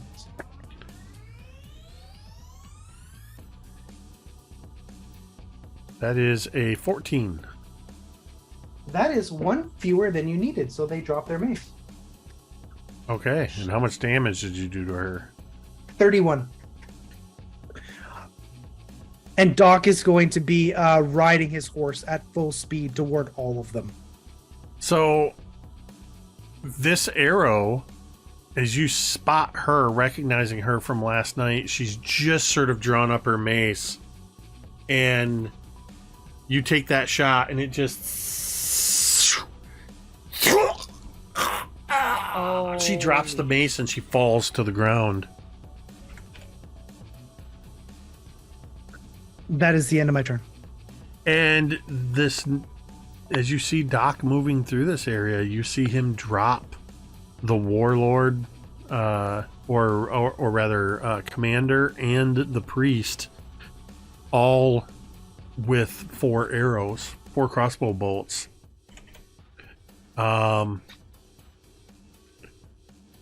Mizya is up next. And seeing this happen, and sort of after not really knowing, not being able to see much, I think Mizya is going to hold an action for a spell in the event that one of you are attacked. So Mizya is going to hold their turn. Is Mizya still on the horse with me? Yes. Okay. So I'm going to... I forgot to split these guys up. Why did I do this way? 1, 2, 3. All right. Okay. Doc, roll me an intimidation check. That's fair. That's fair. That sent a fucking message. That's a 16. Okay. 1, 2, 3, 4, 5. They That's run. jacked. They run. They piss 6. themselves and then they run. 7. 8. Of the 10 wardens that are standing around, almost immediately, 10 of them put spurs to their horses and they take off in all different directions. I rolled single digits with a bonus on all of their checks. 2 of them stay behind. One of them is the guy you can see has the broken nose and his eyes are both black now. The one that was initially punched by the guy. He is standing at the base of this tree and seeing everybody. He starts yelling after everybody. He's like, "Where you going? What are you doing? What are you doing?" "Fine, I'll do it myself." Huh. Yeah, he sure will. And you see him pull from the side of his horse. He lifts up a crossbow and he levels it at Doc, who is racing towards him. Oh my god. And then he turns and fires up at Kellen tied to the tree.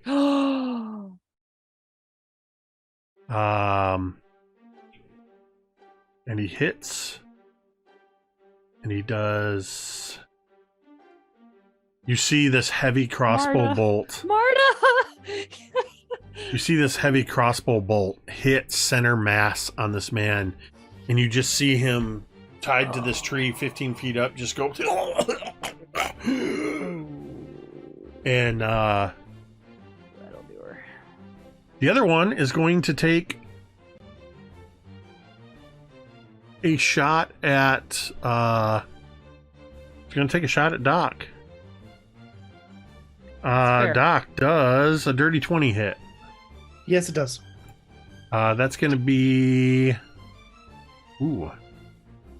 10 points max damage as this crossbow bolt comes sailing towards you and just slams into your shoulder. So I'm going to just real quick.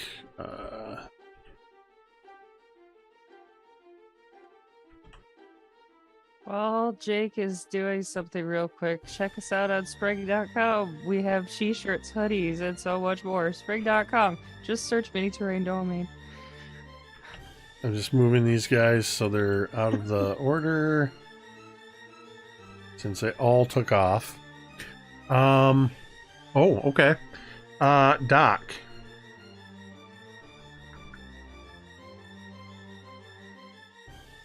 Does 12's not going to hit you, is it? No. How about... Oh, that is a critical hit. That'll hit. So, from somewhere off to the side,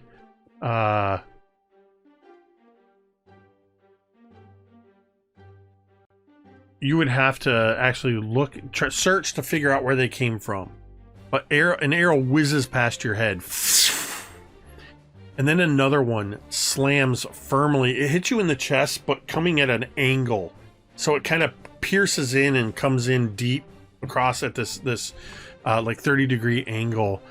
So that's going to be 10 plus... sorry, we'll do it this way. That's going to be 8 plus... 3... 11 points of piercing damage. That is... Where's my D12? Where's my D12? Where's my D12? There it is. That is going to be a...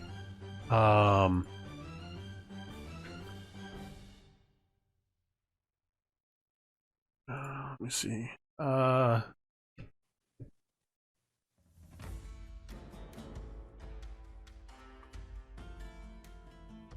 So correction, because it was a crit, I rolled on the brutal wounds. It doesn't hit you in the chest. Oh god. It pierces your face, lodging in your cheekbone. Oh, I was gonna say, does it get him in the eye? That'd be terrible. Which is going to be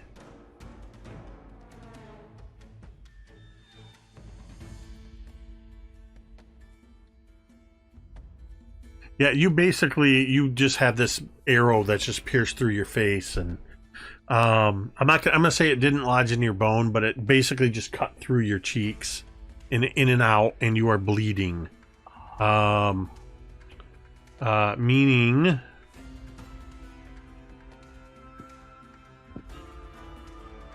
that you will okay, I did look at what level bleeding that was. So you are going to take 1d10 bleeding damage at the start of each of your turns until you take the time to, or somebody takes the time to do medical healing. Sure. And then a 11 is not going to hit you. How about a 19? Mm-hmm. Another arrow from the distance pierces you, this one doing 8 points of piercing damage. It's like Boromir.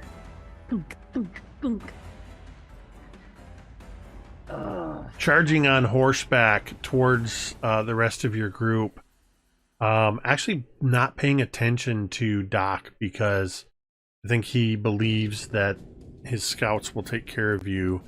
The captain of this group is going to come charging into the fray. I'm going to roll a d6, and if it's a 5 or 6, he's going to go for Branix. It's a 4, which is Vornushka.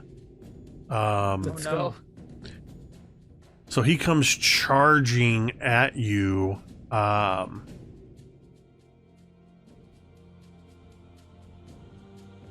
And as he's riding, you see him take his hands off the reins, reach to the sides like this, pull out 2 daggers, and hurl them at you, Vornushka. Cool. The first one is a 19 to hit. That one hits, yes. The second one is only a 7 to hit, so you won't get hit by that misses. one. You're going to take a whopping 4 points of piercing damage. And then as he passes by you, the scimitar, in the same motion that it's drawn, he's going to take a swipe at you. This will be at disadvantage. At disadvantage, it's a 14 to hit. Misses. So there's just this almost like you leaning back or leaning to the side and just missing. Marta, you hear this metal sing overhead as it comes towards the two of you. Does this trigger Mizya's held action? If you were attacked? That is a good reminder. Thank you. Yeah, I think Mizya will make an attack at this one, not being able to identify where the others were coming from, the ones that attacked Doc.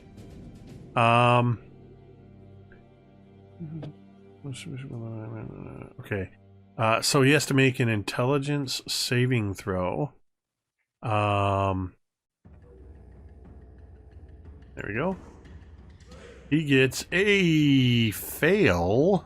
That's a 7.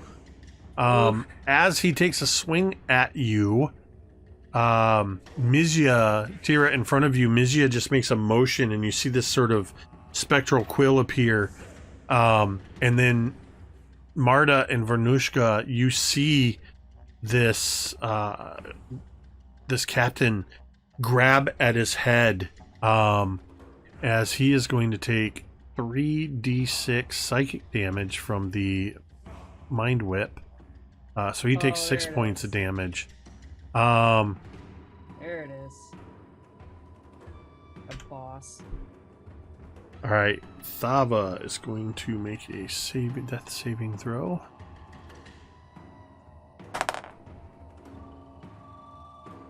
On the ground with a natural 20.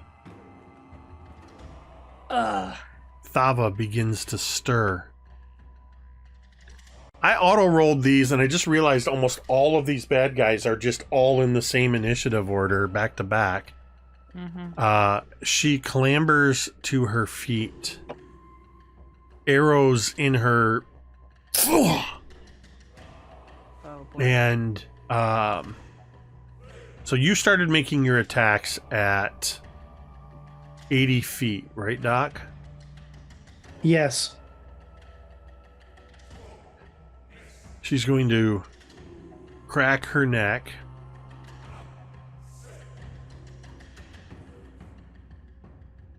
She starts to reach down towards the hammer at her side.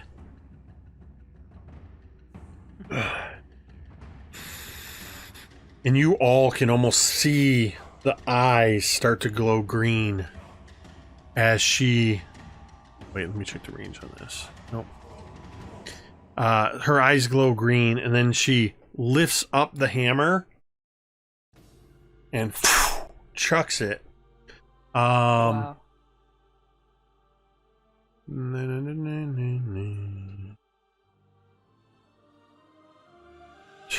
Both are 11s. That is a 19 to hit. However, what you see is in slow motion almost. You see this hammer going, and you see it stop about 20 feet from you, and it seems to hover in the air for a moment. And then back to her hand. You are out of range. Nice. Let's see. Seeing this, she starts charging towards you. Her movement speed will get her within. She's going to make another attack. This one also at disadvantage because of the range. Son of a... That's an 11, which I don't believe will hit you. You just see this hammer. She sort of stumbles, and you see this hammer just sort of past your head.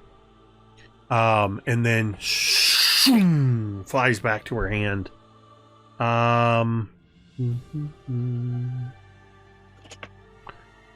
Okay. Okay. Teera. Well, it's quite the display. So Teera would immediately rage. She is still on her horse. Now Mizya is on the horse, right? Or is she not? Did she or did Mizya, they hop down? They are on the horse with you. They are on the horse with me. Yeah, you're all moving. They're not going to just drop down. We are all moving in kind of unison. Yeah, here? Doc just took off ahead of you. Maybe. Nope. Doc just took off ahead of all of you and charged into the fray.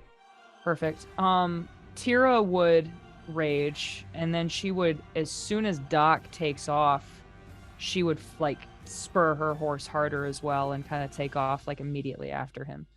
How far can I get? How close can I get? I want to get to that fucker who got his nose broke last night. So he is 80 feet away. On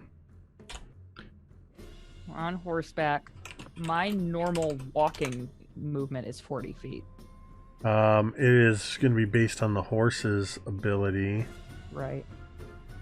So the horse has a standard speed of 60 feet. Wow. And it's not your movement. Right. I would allow you to use the horse's speed. And this goes for anybody. Use the horse's speed, dismount, and use your own speed. But reduced by half. Okay. So I can get... And that's still going to put you 60 5 feet short. 60 You know what? feet I'm plus- not gonna quibble over 5 feet. You can absolutely get to him with that. Okay, and not make an attack then, I assume, or can I make? No, an because attack? you would be able to because you're not using your action. You're Okay, using the okay. horse's normal Okay. speed and then half of your own movement. All right, then F this guy. I am gonna try to hit him with my cool sword. Literally cool. Here I go. I did not mean that to be a joke, but it was. Always intend your puns. Intend my puns. That it's only a 13 to hit him. Well, a 13 He is is very enough. scaled. He's only wearing leather armor. Oh boy. Oh boy. Okay, that's gonna be 12 plus 2 for my rage is 14 points of normal damage plus an additional 4 points of cold damage. That's 18 points of damage on him. Yeah, you cut into him. And he's very surprised and drops his crossbow. Mm-hmm. But he's still standing. Okay, I will attack again. Here I go. Ugh, that's terrible. That does not hit. That's a 7. No, that does not hit. It's Nope. less that you miss him than he sort of half stumbles, half dodges out of the way as you bring your sword down. And I there's- imagine this is like Teera is like riding her horse, just hauling ass, and then as she gets close, she like jumps down before the horse is fully stopped and just sort of keeps like running as she hits the ground. Yeah, using and that hits him with the inertial first propulsion blow to and- sort of bring you forward. And Yes. Absolutely. Which is also, I assume, why she doesn't hit him the second time, because not only is he falling back, but she's off balance. so after you do this, Marta and Vernushka, you see, because riding next to you is Branix. And or not next to you, sort of slightly behind you, as this mercenary captain comes racing by you, you see Branix change his stance in the saddle, and he starts to lean off to the side, and he looks over at you, Marta, and you just see him smirk. And he leaps off the horse. And as he does so, you see white fur grow out of his body, and his face elongates as he transforms into a half man, half polar bear, lunging at this commander. And as he does so, he is going to slash at the commander with his claws. What a stud. That is that's my goal, is to see how many of my NPCs Teera is attracted to. I want Teera to All just of them. You're batting I 1,000 want so Teera to far. just Keep have it up. like at least 1 point in towards every one of them, so you have your Every pick by the end of the relationship. campaign. Yes, I get my trophy in PlayStation. So I got a 16. Oh, he has 15 for armor class. So Branix slashes for 18 points of damage, slashing at the chest of this commander, and is going to just go ahead and do it again with his claws. Second attack. Because why the heck not? I was going to have him do something else. That is a 15, which I think just misses. Nope, that just hits. So that'll be another 11 points of slashing damage. This guy is not looking great. As Branix, after slashing at this man, sort of hits the ground, drops one hand down, as he sort of 3-point pivot slides with the momentum, so he's facing back the way he came, and you just hear this. So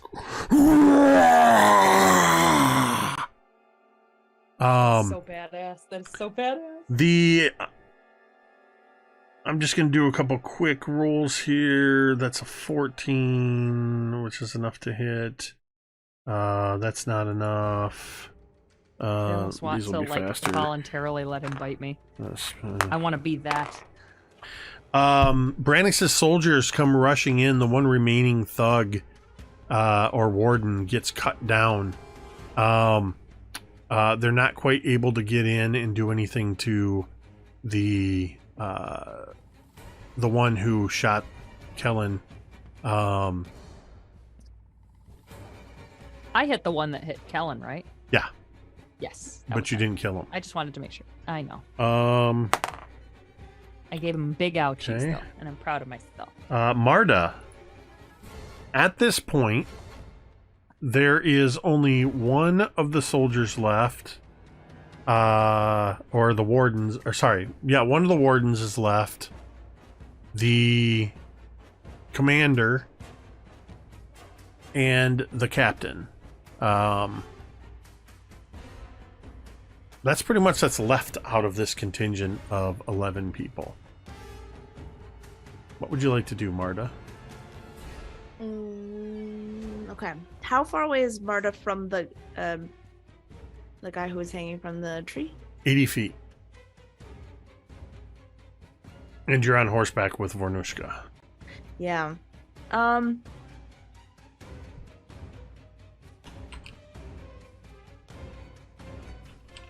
Marta is going to jump off of the horse from Vernushka. But instead of hitting the ground, you see that as she's falling, she steps in the air, and it seems to hold her weight, and she's going to push on as she casts. Oh no, she's not going to do that. Just kidding. She can't do that right now. It would help if I would read things. I think she still is going to jump down and still start making her way towards. So I will need you to make an athletics or acrobatics check because you're jumping off of a moving horse. Yeah, that's fair. She's going to acrobatics her way down. 12? That'll be enough. Just. Okay. Cool. Like there's a moment where you sort of and then you Like catch you're your feet going under too you fast. Yeah. Oh, Lord. yeah. So she's going to do that. She's going to start making her way to the guy. And however, with her bonus action, she is going to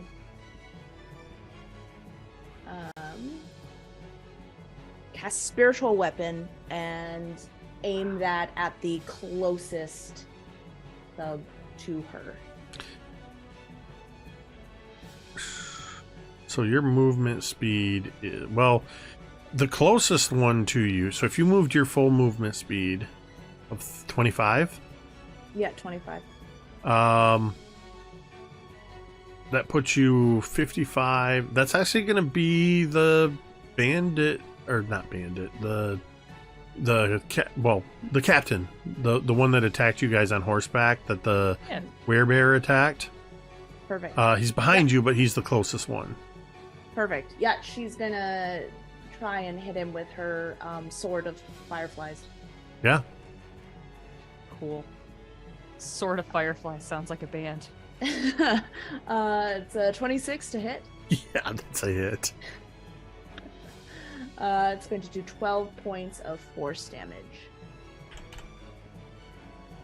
This guy's he just got attacked twice by a werebear, He started it. and you just hit him with this weapon out of nowhere that seems to spin him around, and he's looking in a daze. He's bleeding profusely. Run.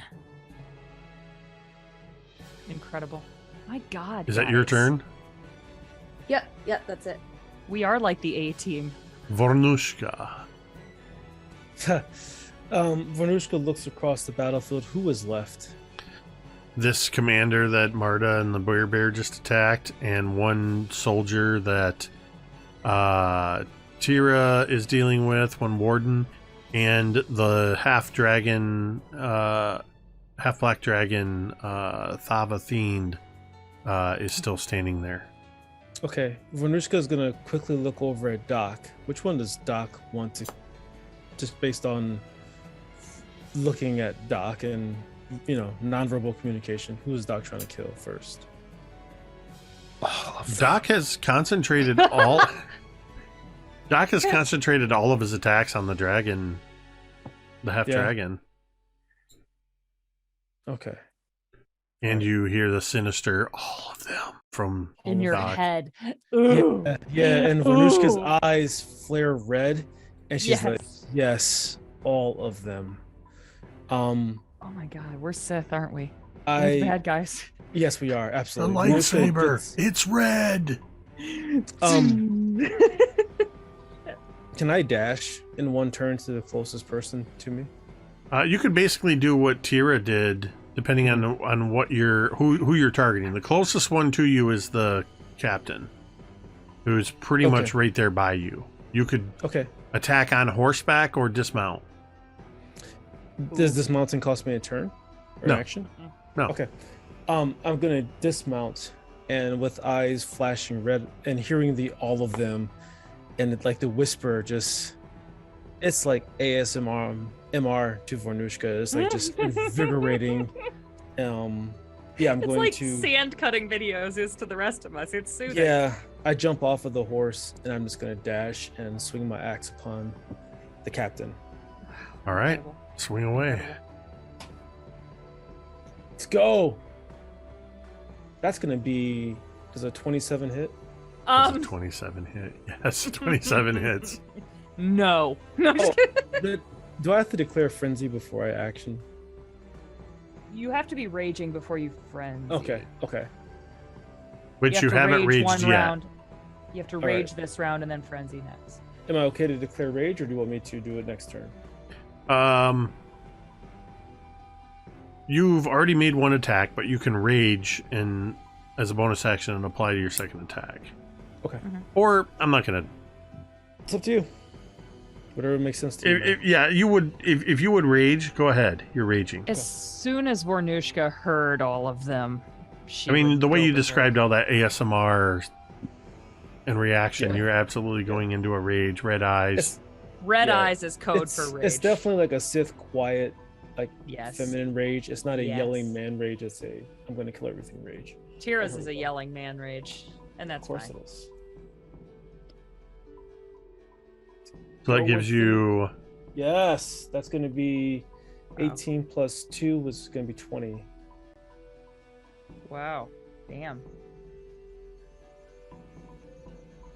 Hold on. And I am attacking with the blood axe. I'm not sure if that I need to stick to it or not. So you rolled an 18 on the damage, Yeah, and then you added the +2 for the rage. you got it. Okay. And then I just need to check because this one's different.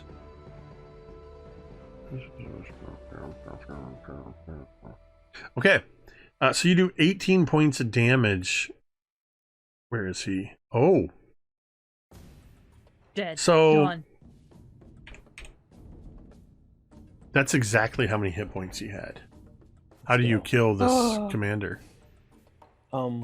As Vernushka jumps off of the horse, she says to Marta, "And now we kill," as she hears the whisper, and jumps off and dashes towards him and brings the axe in a vertical downward slash from across the clavicle, and the axe crunches across first the clavicle bone, then breaks like the first 6 ribs, and then all the way through, and then you feel like the spine crunch, and as it creases out of the other end of it, as it cleaves this person in a 1/3 quarter with the top like right half of their torso being just separated from their body, just like all this like blood like pours out of the body, and then it's all, as it sprays everywhere, sucks into the blood axe, and then the blood axe grows like hot red, like, you know, bloody fire lava.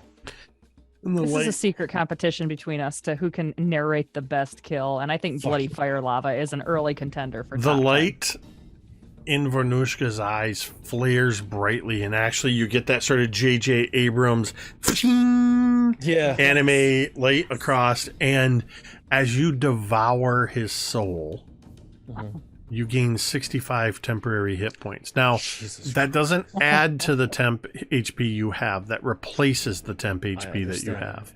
So you now have 65 temp HP for the next 24 hours. Wow.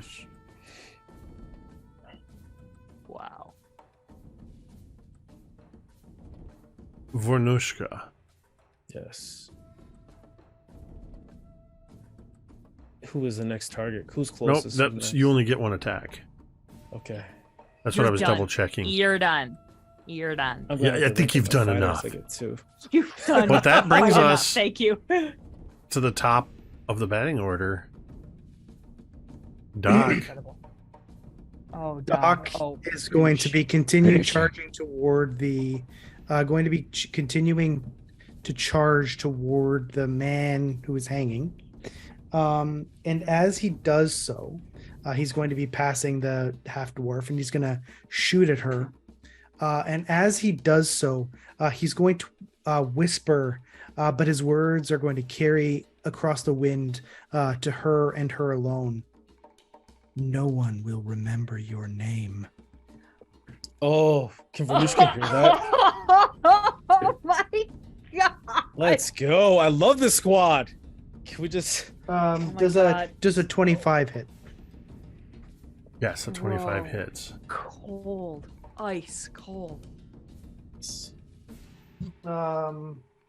That's 15 points of damage.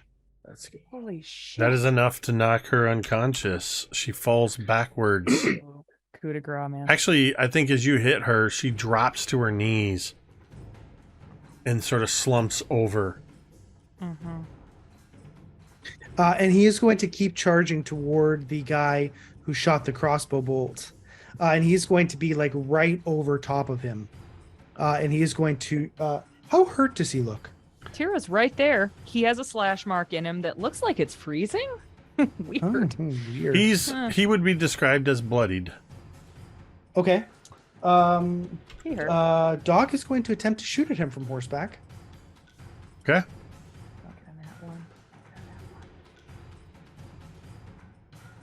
That is a 23. It's a hit. Okay. And he is going to... can I have a strength saving throw, please? He's going to attempt to disarm him. Oops. Yeah, that's strength saving throw. Yeah. That is a dirty 20. Oh, that is enough. But he does take 21 points of damage. So, Incredible. though he does not... Well, he hadn't actually yet even grabbed his mace yet, because he'd already dropped his crossbow. But he was reaching for it. How do you kill this man? Doc doesn't. He is going to shoot him in the hand and pinning him to the ground. Oh my god. And he is going to hop off his horse. I'm right there. Jesus, don't do an area whoa. shit. Okay. What? Okay, he's gonna hop. Well, off I his mean, horse. you did more damage than what he had hit points. Oh, I'm narrating. Okay. Let me. Okay. this is flavor. This is flavor. So, Doc is he's going to pin his hand to the ground, and he is going to heal him for 1 point. And he is going to proceed to disfigure the man. And he is going to whisper into his ear, I want you to tell them. I want you to tell them I'm coming for them all. And he is going to pick him up, and he's going to put him. I will tell you the disfigurement, Jake. I'm not going to say it in public, but he is going to, with one hand, put him on his feet and push him toward the forest. I have a question. Do I see the disfigurement? Yes. Yes, you Oh do. boy. Oh Christ. Oh Okay. boy, do you get roll sanity? That's what I was just gonna say. That's awesome. Roll Great sanity mind. for that. So Great I mean minds, great that does raise the question, Teera, seeing this new form of Doc and what he's doing. What are you doing? Teera would be too stunned to do anything. She wouldn't stop him. She would just sort of stand there, not sheathing her sword, not like business is finished, but she would just be watching this person that she thinks is Doc, but she can't exactly tell. Like he's shorter and his voice is different, and he's darkly colored now for some reason, and she just kind of looks at him, and as he's doing this, her eyes kind of grow wide at what she's seeing. But she can't move. She can't tear her eyes away, kind of. It's too horrible to look away from.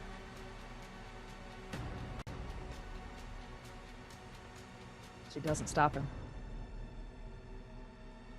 There is behind you the sound of heavy footprints, heavy running, and a skidding sound as Branix momentarily had shifted into full polar bear, sprinting across, and as he sort of skids to a stop nearby, the barely breathing form of the half dragon on the ground, he shifts back into the hybrid form, kicking the hammer away from her hand, and lifts her, hoisting her up. She's got crossbow bolts sticking out of her. She's in very bad shape.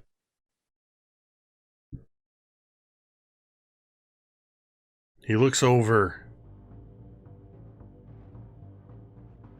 at all of you, and in this moment, less than 30 seconds has gone by, and for a moment he seems as if somebody who would be under your command, and he looks to you, Doc. What do you want to do with her? And he is going to walk over, and he is going to put her over his shoulder. And he is going to look back to Teera, Vornushka, Marta, and Mizya, and he's going to say, I have something I need to do. I'll catch up with you. And he's going to take her corpse into the woods. She's not dead yet. She's not dead. Oh. Spoiler. But Maybe if it's better, he just thinks that she is. We could like Weekend at Bernie's this. That's fine. anyway, Reverse Weekend at Bernie's. and Doc heads towards the wood line. Oh my god. Fornushka goes, she wasn't dead, right? She's still not. And Teera would look deeply disturbed, and she would look back at Branix and be like, take her back to town, imprison her, try her, whatever. No. Branix is looking at where Doc has already taken her and is walking towards the wood line. Oh, Doc took Doc her? physically I apologize. took her. Yeah, So yeah, he Branix lifted her. Yeah. just goes, I apologize. Oh boy. Branix just looks where Doc is walking away, and you see the white fur receding and the jaw sort of comes back in until you see the form of Branix the Goliath standing there, and he just narrows his eyes and said, "She's dead." He bends Marta. down and he picks up the hammer, the war hammer. I would say Marta, and I would like gesture at the guy who, what's his face, got the guy from the town, Yeah, Marta's already walking over. the deeply meaningful guy whose name I can't remember. Vernushka's like, Kellen. I'm not sure if Ellen. her being dead is better or worse. Like the fact that Doc has took this corpse into the, like, it doesn't matter. Like either way, it's one is worse than the other, but Vernushka's not sure which one is better or worse. But Vernushka's here for it all. And she just kind of laughs and goes, Marta, did you know we were the baddies? Shut up. Shut up. Shut up. Shut up. Shut up. And she would Teera would turn to Vornushka and just have fire in her eyes and be like, And- shut up. It's okay. It's easier once you accept it. And Teera would just look furious at Vornushka making light of this. And in that moment, Branix hands you, Teera, the warhammer and says,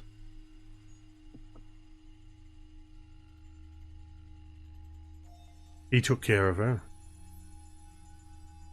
This is his. Keep the horses.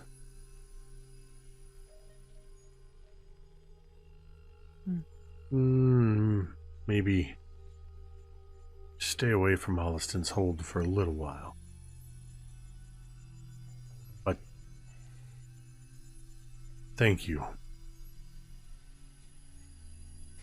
And I'm sorry, Marta, you went to the guy and you guys cut him down. Did you heal him? Is that what I...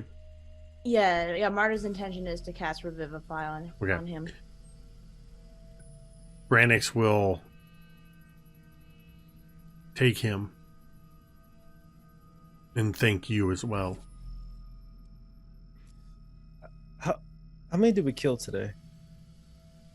But we didn't kill that many. So 11 you ran looking away. around, there were actually 2 that you never saw that got shots in on Doc, but then they never fired again. And 8 of the 10 wardens ran away.